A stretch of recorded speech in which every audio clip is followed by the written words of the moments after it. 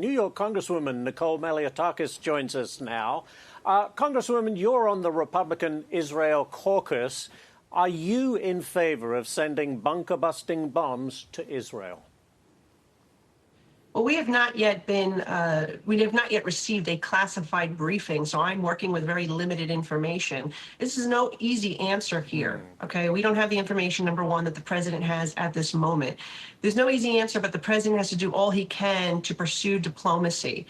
We do not want to see another war that will take time, will take resources, will take American lives, most importantly. And if the president can somehow resolve this in a diplomatic way, we've seen him before do amazing things in the Middle East, bring partners to the table, the Abraham Accords, which is something we can certainly build on. Those countries in the Abraham Accords, countries in Europe, they also have very much concern about Iran achieving a nuclear weapon. And Iran has made very clear that they want to eliminate Israel off the map. They have made threats to the United States, chanting death to America and their own government, burning the American flag. Yeah. And they've called us Big Satan, where Israel's Little Satan. So the answer here is we need to see if there's an imminent threat. That really, I think, at the end of the day, is what will dictate the next step. If he can achieve this by diplomacy, then we should certainly pursue that route first and foremost. All right, next one for you, Congresswoman, another contentious issue, the SALT cap.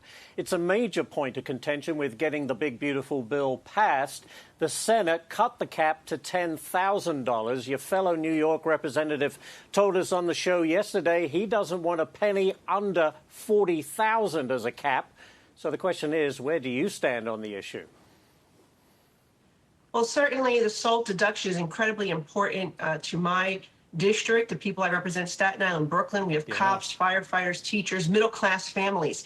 I'm on the Ways and Means Committee. I'm also a SALT member, caucus member. And what I will say is I negotiated very diligently with my colleagues as the only SALT member on Ways and Means to get the 30,000 number.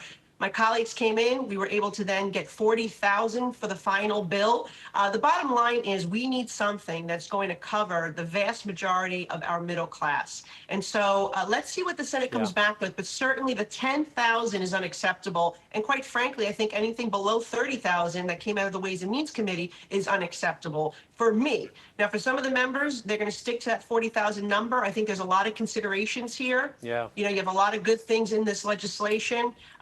Doubling the standard deduction, doubling the child tax credit, keeping the income tax rates low as they are, all the other pro-growth, pro-tax provisions, the senior deduction.